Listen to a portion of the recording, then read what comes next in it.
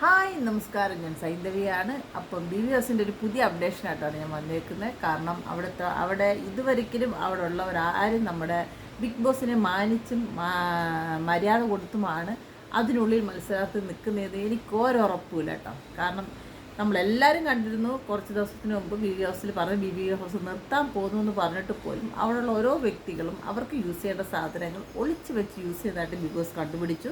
നമ്മുടെ കറുത്ത പുലികൾ വന്നാണ് ഇതെല്ലാം കണ്ടുപിടിച്ചിരിക്കുന്നത്. അതിൻ്റെ അപ്ഡേഷനും കാര്യങ്ങളൊക്കെ ഉടനെ നമ്മുടെ ചാനൽ വരുന്നതായിരിക്കും. അപ്പോൾ ഞാൻ ചോദിക്കുകയാണ്, ഈ പെണ്ണുങ്ങൾക്കൊന്നും ഈ ലിപ്സ്റ്റിക്കോ കാര്യങ്ങളോ ഇല്ലാതെ ജീവിക്കാൻ പറ്റത്തില്ലേ എന്നാണ് ചിന്തിക്കുന്നത്. കാരണം നമ്മുടെ ഈ നാടെന്ന് വെച്ചാൽ വർഷം മുമ്പ് സ്ത്രീകൾ ജീവിച്ചിരുന്നു എന്നാണ് എൻ്റെ വിശ്വാസം. അവരൊക്കെ എങ്ങനെ ജീവിച്ചു ഞാൻ ആലോചിക്കും, ഈ ലിപ്സ്റ്റിക്ക് ഇതൊന്നും ഇടാതെ.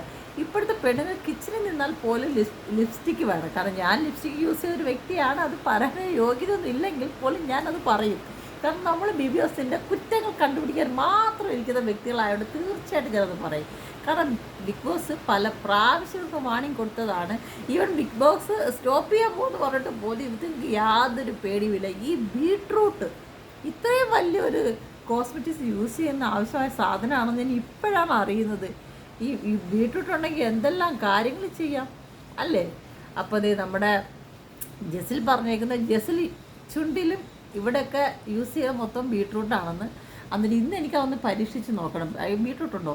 ബീട്രൂട്ടില്ല കേട്ടോ. അതായത് ലിപ്സ്റ്റിക്ക് ഇവിടെയൊക്കെ ബീട്രൂട്ടാണ് ജസിൽ യൂസ് ചെയ്യുന്ന പറയും. ഇനിയിപ്പോൾ നമ്മുടെ അനുമോൾ എന്താ യൂസ് ചെയ്യുന്നത് എനിക്കറിയില്ല. അതും ബീട്രൂട്ട് തന്നെയാണെന്നാണ് പറയുന്നത്, അനുമോളും പറയുന്നത്. അപ്പോൾ എന്താ, ഇവിടെ ഒരു ഗ്യാങ്ങാണ് എല്ലാവരും കൂടെ ചേർന്ന് കളിച്ചുകൊണ്ടിരിക്കുന്ന കളി. അപ്പോൾ നമ്മുടെ എന്താ പറയുക, ഇപ്പോഴത്തെ അവിടുത്തെ അടിയെന്ന് വെച്ചാൽ തീന്മേശയുടെ മുമ്പിലാണ് എല്ലാവരും വായെടുക്കെ പറയും.